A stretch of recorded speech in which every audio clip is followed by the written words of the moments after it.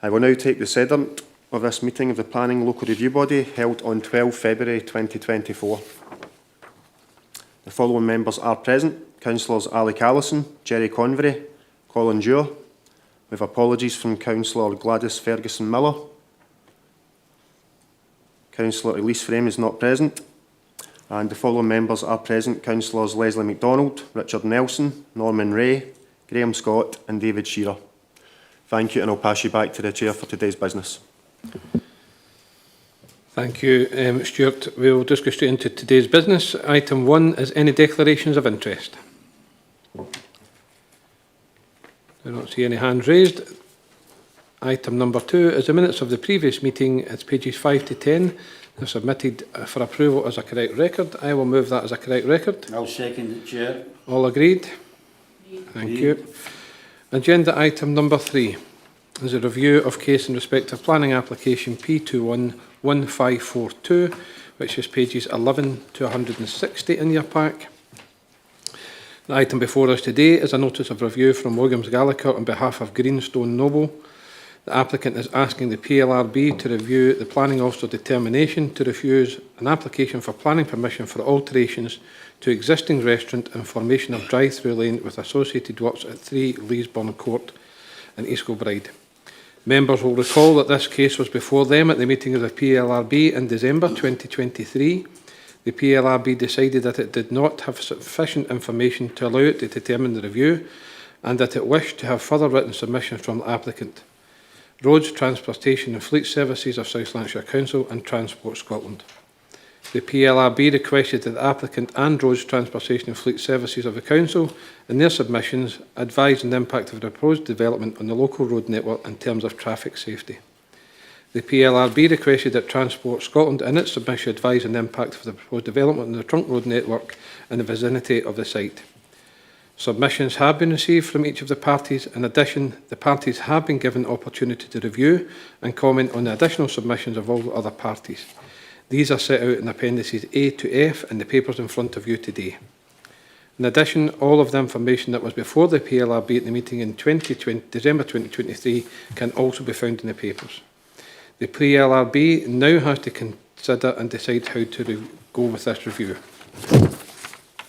The applicant has requested that a hearing session be held to allow the PLRB to examine the issues raised in the decision notice in relation to the impact of the proposals on road safety and ask questions of parties involved in the preparation of the evidence on this matter.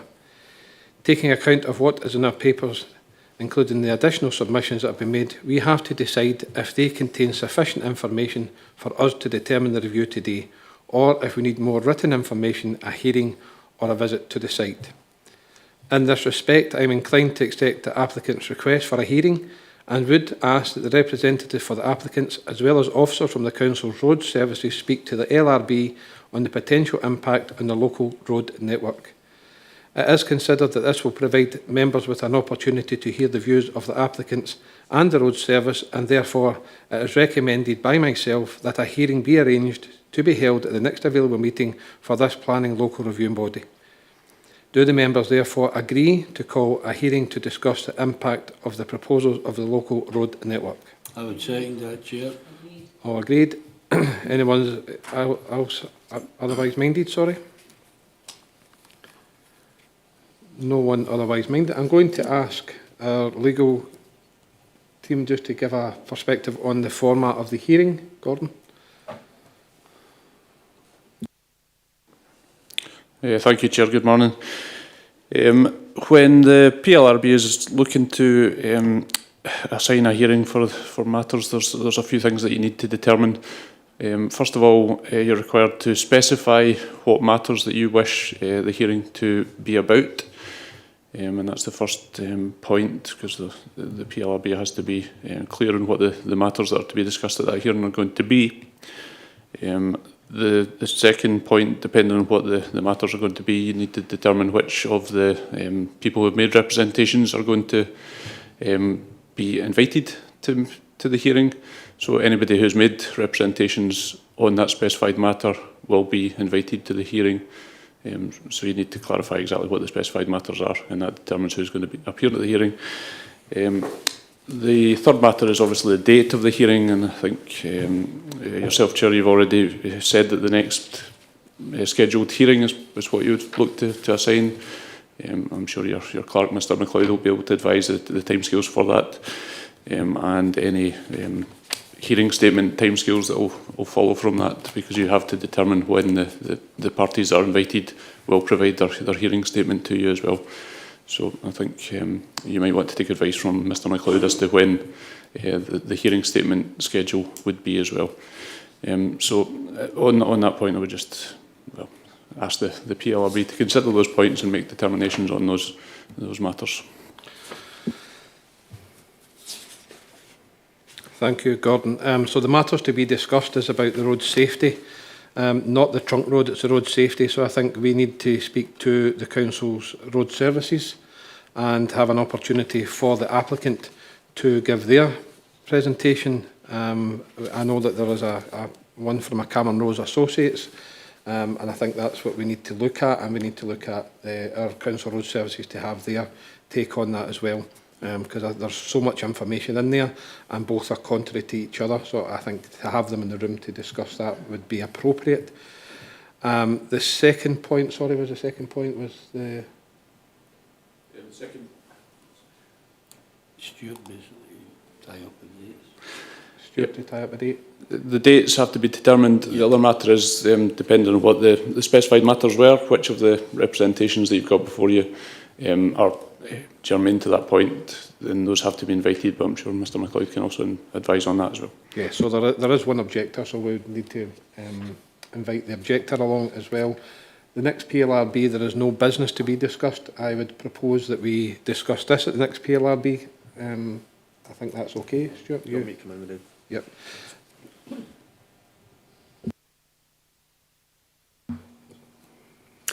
Yes, thanks, Chair. So the next scheduled date for the meeting of the PLRB is Monday the 11th of March at 10:30 AM, if members are agreeable.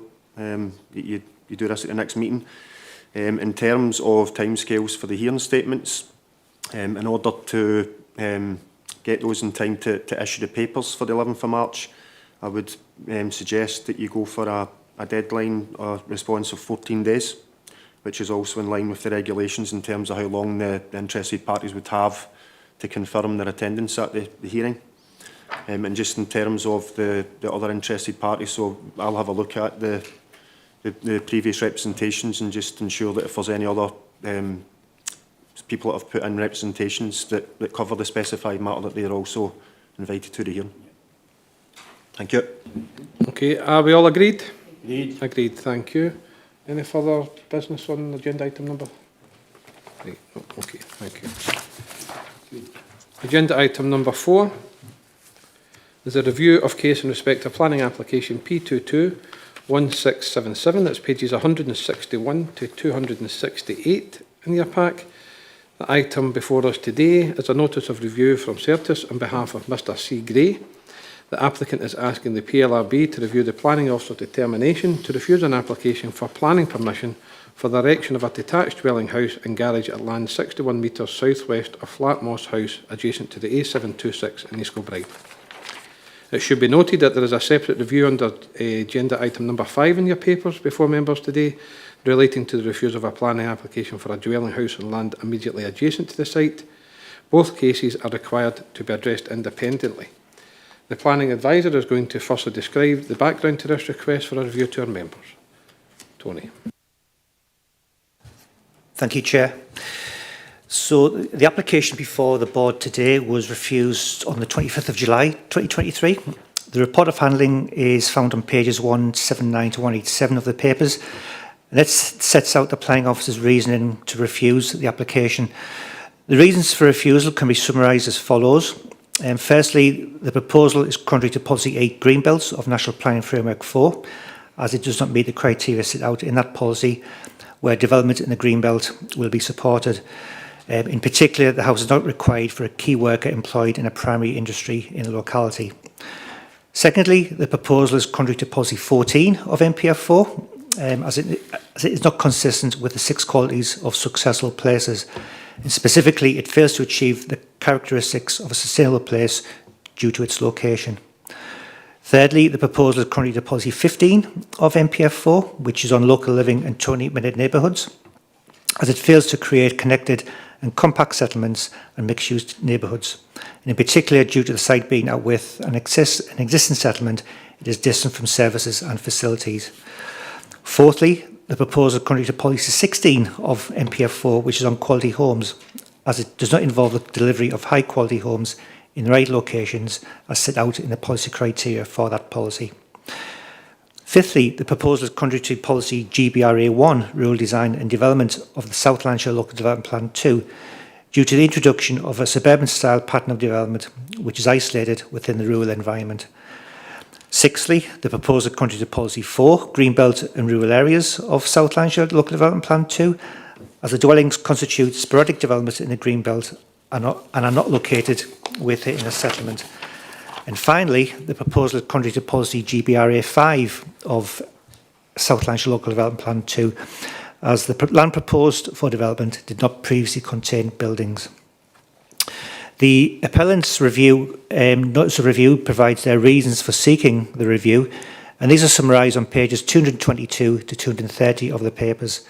Just to summarise, they believe, firstly, that previous similar developments have been approved in the Greenbelt locations without the need to provide a locational need.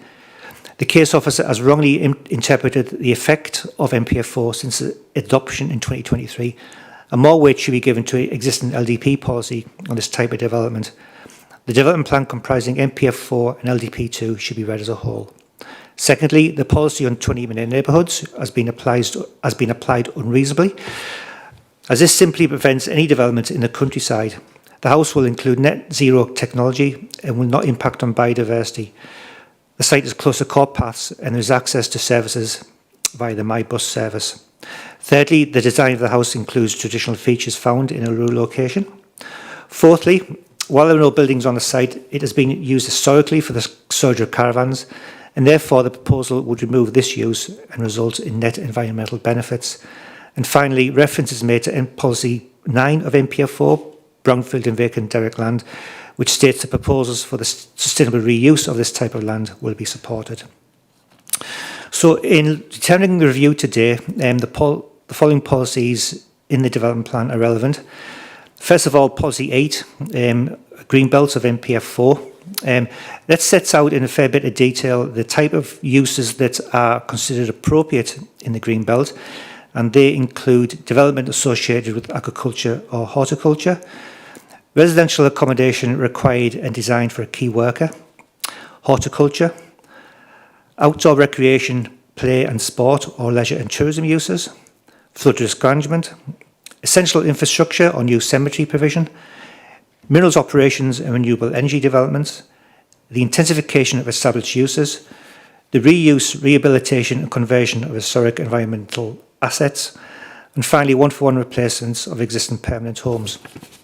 So even if the proposal involves those uses, other criteria have to be met, and these include why a Greenbelt location is essential and why it cannot be located on an alternative site with the Greenbelt. Secondly, to make sure the purpose of the Greenbelt at that location is not undermined. Thirdly, the proposal is compatible with surrounding established countryside and landscape character. Fourthly, the proposal has been designed to ensure it is of an appropriate scale, massing and external appearance, and uses materials that minimise visual impact on the Greenbelt as far as possible. And finally, that there will be no significant long-term impact on the environmental quality of the Greenbelt. Policy 15 of MPF4 relates to local living. This really sets out the Scottish Government's proposal to ensure development proposals contribute to local living. And to establish this, consideration has to be given to the existing settlement pattern and the level and quality of interconnectivity of the development with the surrounding area. And that includes access to things such as sustainable transport, employment, shopping, health and social care, schools and open space and recreation. And finally, MPF4 policy 14, design, quality and space, and policy GBR1 of the local development plan 2 are relevant. And they provide criteria on how to assess the impact of proposals to ensure they improve the quality of the area in which it would be located. I'll hand back to you, Chair. Thank you, Tony. The first point for the PLRB then is to consider and decide how we proceed with this review. The applicant has indicated that they consider a site inspection and hearing session as appropriate in the determination of this review. Taking account of what is in our papers, we have to decide whether they do in fact contain sufficient information for us to determine the review today, or if we need more written information, a hearing or a visit to the site. I think that the information we have, plus the detailed photographs, does provide us with all we need to consider this review without either a site visit or hearing or any further written submissions. Do we agree? Agreed. Anyone other agreed? Members therefore agree that we can proceed without a site visit, hearing or additional information. Agreed? Agreed. Okay, can I summarise the points then? The application is for planning permission for the erection of a detached dwelling house and garage at land 61 metres southwest of Flatmoss House, which is adjacent to the A726 outside East Kilbride.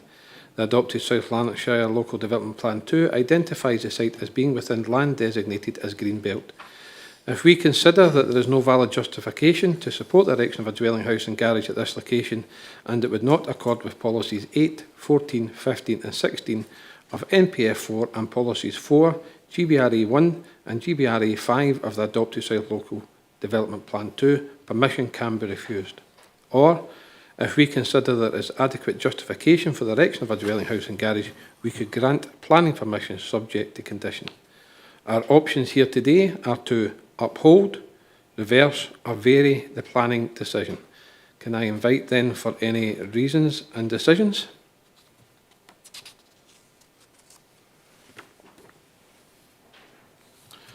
Are members minded then to uphold the officers, Councillor Graham Scott?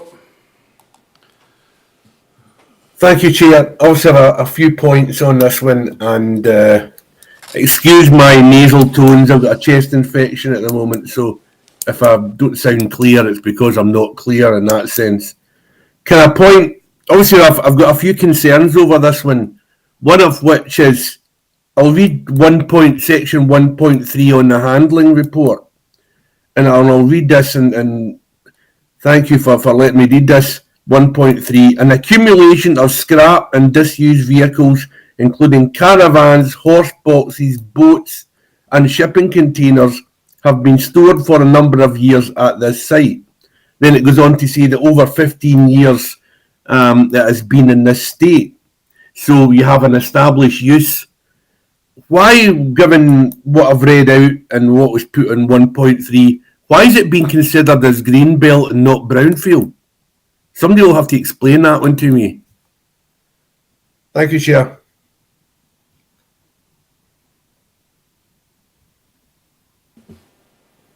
Thank you, Councillor Scott. I'm going to ask Tony just to come in and see if we can clarify this part for you. Thank you, Chair. The view of the planning officer who made the decision on this application took the view that the site wasn't falling within the definition of brownfield land. If we go back to NPF 4 policy 8 on green belts, I read out a list of criteria where development might be supported, and it does include the like-for-like replacement of existing dwellings or permanent homes. What it doesn't do, though, it doesn't allow for the replacement of what appears to be some sporadic development that's occurred over a number of years. So the case officer took the view that this wasn't brownfield land. I'm just going to look to see if I've got a definition in NPF 4, if members bear with me.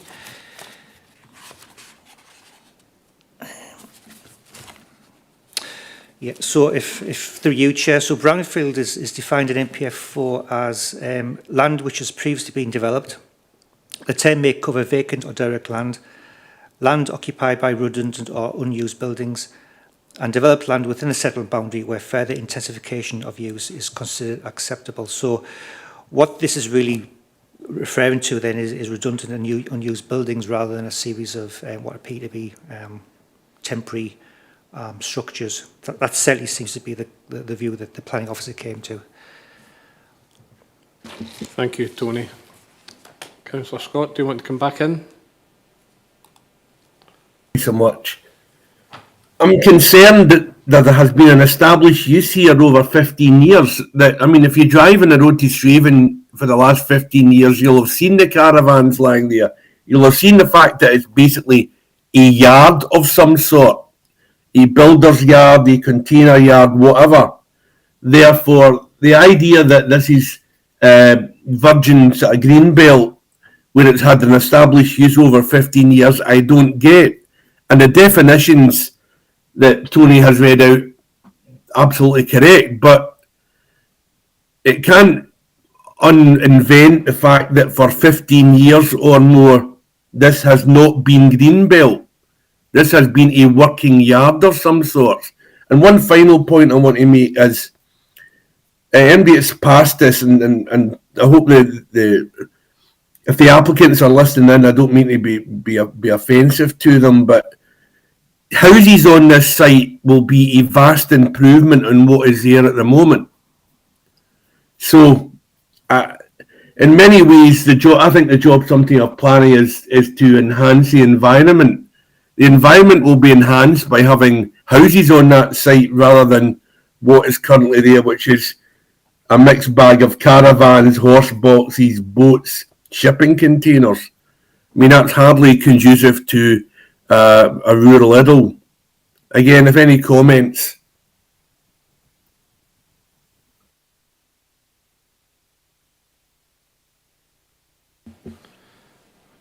Tony? Yeah, thanks, Chair.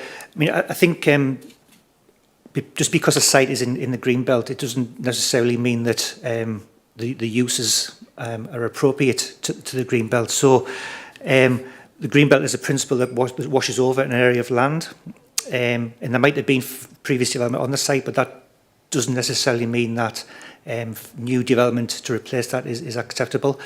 And even where it is, the criteria that I read out at the second part of MPF 4 Policy 8 are relevant. Members also have to take account of the other policies that are also relevant to the consideration of this application, which are both in MPF 4 and Local Development Plan 2. So the policies that relate to the design of the house, whether the principles of 20-minute neighbourhoods are met, and access to services and so on. So I'll hand back to you, Chair. Thank you, Tony. Councillor Scott, I hope that answers your questions. Okay, are members minded then to uphold the officer's decision to refuse planning permission? Is anyone else otherwise minded?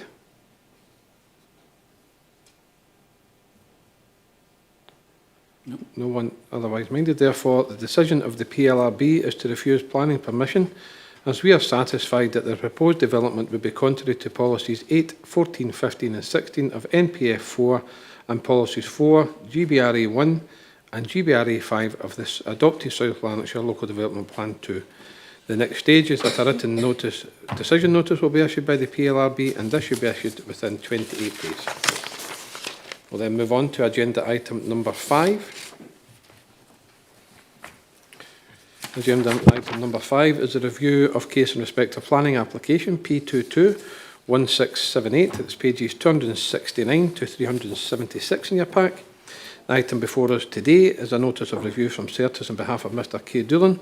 The applicant is asking the PLRB to review the planning officer determination to refuse an application for planning permission for the erection of a detached dwelling house and garage at land 50 metres west southwest of Flatmoss House adjacent to A726 News Kilbride. I'm going to ask Tony, the planning advisor, just to describe the background to this request for our members.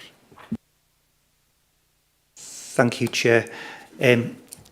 As you, in your preamble to the previous item, item 4, you did advise that this item was also on the agenda, and it involves a site that's immediately adjacent to the one that was reviewed under item 4.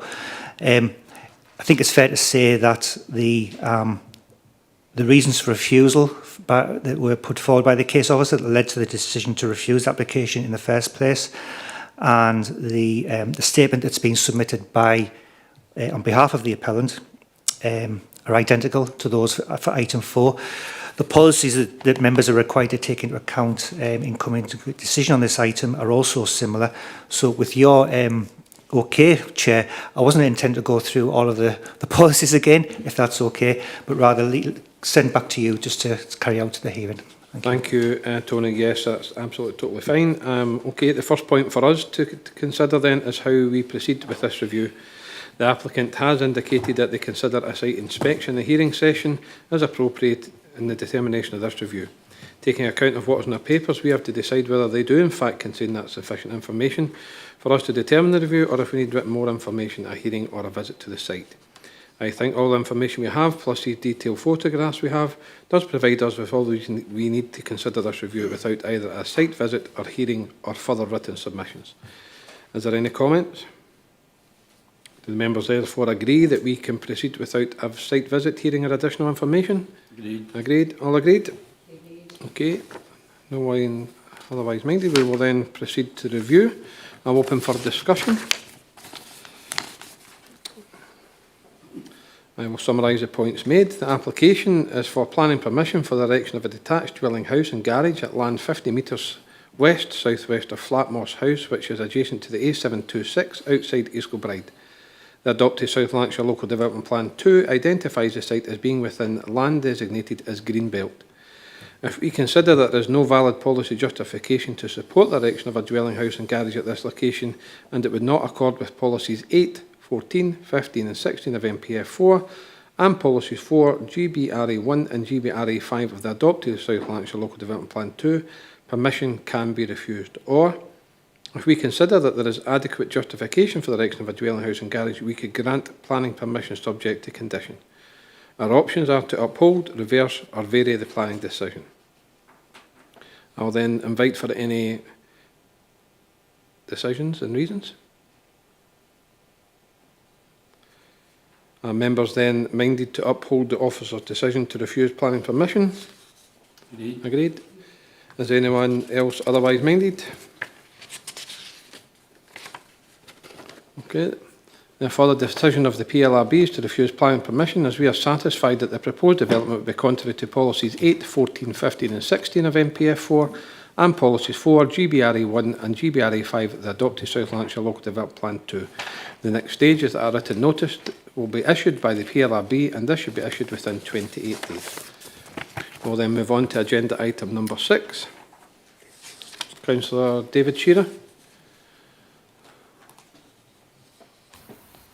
Thank you, Chair. It's just maybe yourself or the planning officer could clarify. We have a number of these typical sites across South Lanarkshire which were former industrial or former uses in the green belt. And I'm not disputing the decision that's been taken to date, perfectly within the rights of the officers to do so. My question is, what future does these sites have? Can they be incorporated in some way so that there's a positive path for them? Or are we always going to be in this situation where we're knocking them back? Thank you, Councillor Shearer. As the matter was closed and came in just at the end, I think that's a matter that you should take up with the planning head of service and email that directly for the question. It's not a question that was to that site, because we had closed the item by then, so I would urge you to take that forward to the head of service and ask the opinion there, not for here, unless there was a question about what we decided. But, thank you, Chair. Thank you. I'll move on to agenda item number 6 then, is review of case in respect of planning application P230495, which is pages 377 to 490 in your pack. The item before us today is a notice of review from Felsham Planning and Development on behalf of Mrs Janice Dallas. The applicant is asking the PLRB to review the planning officer determination to refuse an application for planning permission for the erection of a dwelling house and a residential garden at 2 Sunnyside Road and Quarter. The planning advisor, Tony, will first describe the background to this request. Thank you, Chair. The planning officer's report of handling on this case is set out in pages 391 to 398 of the papers, and they set out the reasoning to refuse the application. And these are summarised as follows. Firstly, the proposal is contrary to Policy 1, tackling the climate and nature crises. which is in National Planning Framework 4, as the development of a new house within the Greenbelt without location lead is not sustainable development. Secondly, the proposal contrary to policy 2 of NPF 4, as the proposal is an unsustainable location, the Greenbelt, and does not demonstrate any measures to minimise life cycle greenhouse gas emissions. Thirdly, the proposal is contrary to policy 3 of NPF 4 on biodiversity, as it would result in a loss of biodiversity in the designated Greenbelt without a location lead for the development. Fourthly, the site is within the Greenbelt, but the proposal does not meet any of the criteria of policy 8 of NPF 4, which allow for a new house in the Greenbelt to be supported, and consequently the principal development is contrary to policy 8. Fifthly, the proposal is contrary to policy 13 of NPF 4, which is on sustainable transport, as it would result on reliance on sustainable means of transport to access it. Sixthly, the proposal is contrary to policy 14 of National Planning Framework 4, as it is not consistent with the 6 qualities of successful places, and specifically it fails to achieve the characteristics of a sustainable place. 7. The proposal is contrary to policy 15 of National Planning Framework 4, which is on local living and 20-minute neighbourhoods, as residents could not meet the majority of their daily needs within a reasonable distance of the proposed house by sustainable transport means. The appellant's notice of review provides their reasons for seeking review, and these are summarised on pages 239 to 282 of the papers. I'll summarise those as follows. The proposal involves a single house within the defined garden of an existing dwelling house. The boundary of the curtilage of the house will not be extended, nor will the footprint of the group of houses at the site be extended either. The donor house itself is a replacement of a former rundown property granted in 2020 and is nearing completion. Secondly, this is a windfall site within walking distance of Quarter, which has a bus stop. It is therefore a sustainable location. The fact it is in the Greenbelt is irrelevant. It does not extend beyond the established residential character at this location. There will be no loss of biodiversity and an existing tree belt will remain. Fourthly, the Greenbelt designation washes over the site, but it does not function as a Greenbelt location. The site has historically been in residential use. Fifthly, the site is within walking distance of a bus stop and pedestrian networks. And finally, the site is within the 20-minute neighbourhood for Quarter, along with its facilities. In determining the review, a number of policies in the development plan are relevant. In particular, policies 8, Greenbelt, policy 14, design quality in place, and policy 15, local living and 20-minute neighbourhoods of National Planning Framework 4 are relevant. I summarised those policies under previous items, so I'll not repeat those. But just taking 2 or 3 policies that are new to this particular item. NPF 4 Policy 1, which is on tackling the climate and nature crises, it states that when considering all development proposals, significant weight will be given to the global climate and nature crises. NPF 4 Policy 2, Climate Mitigation and Adaptation, states, firstly, the development proposals will be cited and designed to minimise life cycle greenhouse gas emissions as far as possible. Secondly, proposals will be cited and designed to adapt to current and future risks from climate change. And finally, proposals to retrofit measures to existing developments that reduce emissions or support adaptation to climate change will be supported. And finally, I'll mention Policy 3, which is on biodiversity. 2 points to this one. Proposals will contribute to the enhancement of biodiversity, including where relevant, restoring degraded habitats and building and strengthening nature networks and the connections between them. And secondly, proposals for local development, which include appropriate measures to conserve, restore and enhance biodiversity, will be supported. I'll hand back to you, Chair. Thank you, Tony. The first point for the PLRB to consider and decide is how to proceed with the review. The applicant has indicated that they consider a site inspection as appropriate. Taking account of what is in their papers, we have to decide whether they do in fact contain sufficient information for us to determine this, or if we need more written information, a hearing or a visit to the site. I think that the information we have, plus the detailed photographs we have, provide us with all we need to consider this review without either a site visit or hearing or any further submissions. You all agree? Agreed. We agree then that therefore we can proceed without a site visit, hearing or additional information. Agreed. We can then proceed to review. I will open the review for discussion. Any questions or comments? Okay, I'll summarise the points made. The application is for planning permission for the erection of a dwelling house and residential garden ground at 2 Sunnyside Road in Quarter. The adopted South Lanarkshire Local Development Plan 2 identifies the site as being within land designated as Greenbelt. If we consider that there is no valid policy justification to support the erection of a dwelling house at this location, and it would not accord with policies 1, 2, 3, 8, 13, 14 and 15 of MPF 4, permission can be refused. Or, if we consider that there is adequate justification for the erection of a dwelling house, we could grant planning permission subject to conditions. Our options here are to uphold, reverse or vary the planning decision. I will now invite for decisions and reasons. There's no decisions or reasons, therefore are members minded to uphold the officer's decision to refuse planning permission? All agreed? Agreed. Therefore, the decision of the PLRB is to refuse planning permission, as we are satisfied that the proposed development would be contrary to policies 1, 2, 3, 8, 13, 14 and 15 of MPF 4, and the next stage is that a written decision notice will be issued by the PLRB, and this should be issued no later than 28 days. We will then move on to agenda item number 7. Agenda item number 7 is a review of case in respect of planning application P220592, which is pages 491 to 618 in your pack. The item before us today is a notice of review on behalf of Mr. Joseph McArthur. The applicant is asking the PLRB to review the planning officer's determination to refuse an application for permission in principle for the demolition of existing outbuildings and the erection of 2 detached dwelling houses at East Kirtockside Farm, Carmunnock Road in Clarkson. Tony, the planning advisor, is going to first describe the background to this request. Thank you, Chair. The Planning Officer's report of handling for this case is found on pages 517 to 525 of the papers, and that sets out the reasoning to refuse the application. I'm going to summarise these as follows. There were a number of, I think there were 10 reasons for refusal, so I'll just summarise them briefly. Firstly, the proposal contrary to policy 8 Greenbelts of MPF 4, as it does not meet the criteria listed in the policy for Greenbelt development, and there is no location requirement for a Greenbelt location for the proposal.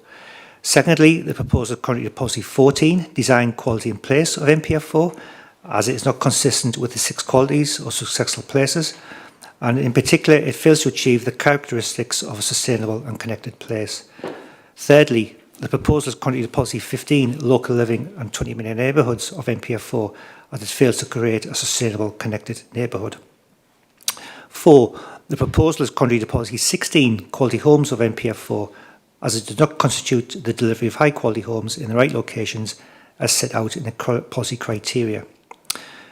The proposal is contrary to policy 1, tackling the climate and nature crises, and policy 2, climate mitigation and adaptation of MPF 4, as the site is located out with the settlement boundary, and therefore the proposal is not considered to be sustainable development and will increase emissions by encouraging vehicular traffic. 5. The proposal is contrary to policy 4, Greenbelt and rural area of the South Lanarkshire Local Development Plan 2, as the site is located in the Greenbelt and there is no specific location need for the dwellings to be located there. 6. The proposal is contrary to policy GBR1, rural design and development of South Lanarkshire Local Development Plan 2, as the site is located in the Greenbelt and there is no specific location need for the dwellings to be located there. 7. The proposal is contrary to policy 1, spatial strategy of the South Lanarkshire Local Development Plan, as there is no specific locational need for the dwellings to be located out with the settlement boundary. Therefore, it's considered to be not considered to be sustainable development and will increase emissions by encouraging vehicular traffic. Next, the proposal is contrary to policy 15, travel and transport of the South Lanarkshire Local Development Plan 2, as the site is located out with the settlement boundary, and therefore the proposal is not considered to be sustainable development and will increase emissions by encouraging vehicular traffic. And finally, the proposal is contrary to policy 2, climate change of South Lanarkshire Local Development Plan 2. The site is located out with the settlement boundary, and therefore is not considered to be sustainable development. The applicant's notice of review provides their reasons for seeking the review, and these are summarised on pages 550 to 553 of the papers. I'll just summarise those very quickly. Firstly, the existing stables, pens and sheds on the site are no longer in use and are in a state of disrepair with no viable future function. Secondly, the policy intent is to encourage, promote and facilitate the reuse of brownfield, vacant and derelict land and empty buildings, and to help reduce the need for greenfield development. The existing vacant and derelict buildings will be demolished and replaced with modern houses designed to current sustainability standards to provide energy-efficient accommodation. Fourthly, the development will maximise the use of existing assets and minimise additional land take. The contribution to brownfield land to nature recovery is recognised, and opportunities for use as productive green space will be realised where appropriate by sensitive landscaping. Fifthly, the derelict buildings will be replaced and regenerated to improve well-being and transform the local environment. 6. The proposed houses are not visible from adjacent roads at Stewardfield Road and Kilmarnock Road and will not present any detrimental environmental impact on adjacent properties or the immediate vicinity. And finally, the removal of the existing derelict and disused buildings and the erection of the proposed houses will contribute to the visual amenity of the adjacent environment and have no impact on the greenbelt status of the surrounding area. So when members come to consider this, this case, the relevant development plan policies are broadly similar to the ones that we've been discussing under previous items. So those are policies 1, 2, 8, 14, 15, 16 of NPF 4.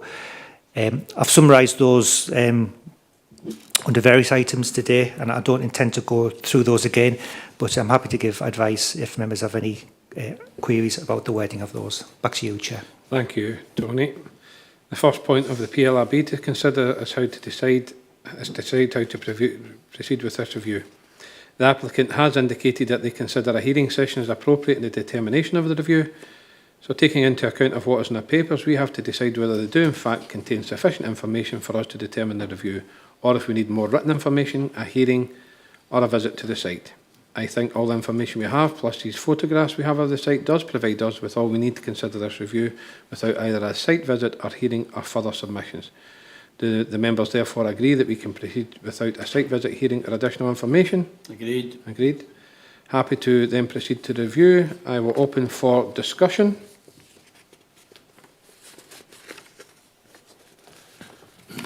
Councillor Alec Allison. Chair, I think this shows just Councillor why Allison, you're very faint. Oh, it's me. Try again. I've put it full up. That's it. Is that better? Slightly. Well, that's it, full up. Okay. Where was I going to say? I think this is just another example of why NPF 4 is not fit for purpose.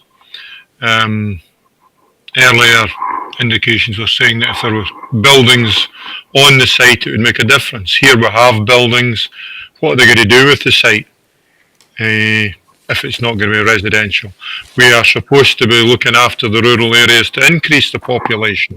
And although this is near an urban area, it's still classified as rural. NPF 4 seems to have to do one thing only, and that is to stop development. And I don't think that is appropriate in a rural area whatsoever. Thanks. Thank you, Councillor Allison. Tony, I don't think he's got anything to come back on. Yep. Yeah, thanks, Chair. Just to come back on Councillor Allison's point about NPF 4, and just in very general terms, he's right that one of the reasons for NPF 4, one of the outcomes is to increase rural population, but the policies within the NPF 4 do require development to be in the right places, the right locations, so it's not just around about what an existing site looks like, but also is it close to amenities, is it going to accord with local living principles, will it increase unsustainable transport. So there's all those things to take into account, and NPF 4 does kind of encourage new housing in the countryside, but say in the right places. Thank you, Tony. Councillor Allison? Neighbourhoods are ridiculous in the rural area. Sorry if you can hear me. can't happen in most cases. So using that as a really as a reason, it's once again showing how inappropriate NPF 4 is in the rural and semi-rural area. And personally, I don't think it should be taken into account, but unfortunately, that's not where we are with the legislation. Thank you, Councillor Allison. Points are noted. Okay, any further observations? Happy to summarise the points that we have made. The application is for planning permission in principle for the demolition of existing outbuildings and erection of 2 detached dwelling houses at East Kittockside Farm, Kilmarnock Road in Clarkson. The adopted South Lanarkshire Local Development Plan 2 identifies the site as being within land designated as Greenbelt. If we consider that there is no valid policy justification to support the erection of a dwelling house at this location, and it would not accord with policies 1, 2, 8, 14, 15 and 16 of MPF 4, and policies 1, 2, 4, 15 and GBRA 1 of the adopted South Lanarkshire Local Development Plan 2, permission can be refused. Or, if we consider that there is adequate justification for the erection of a dwelling house, we could grant planning permission subject to condition. Our options here are to uphold, reverse or vary the planning decision. I'll invite for decisions and reasons. Are members then minded to uphold the officer's decision to refuse planning permission? Need. Is anyone else otherwise minded?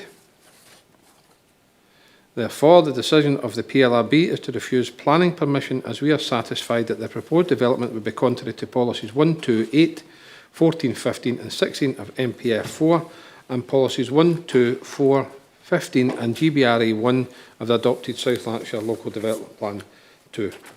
The next stage is that a written decision notice will be issued by the PLRB and this should be issued within 28 days. I don't have any items of urgent business. I will ask the clerk to stop the recording and wish you all an enjoyable day. Thank you.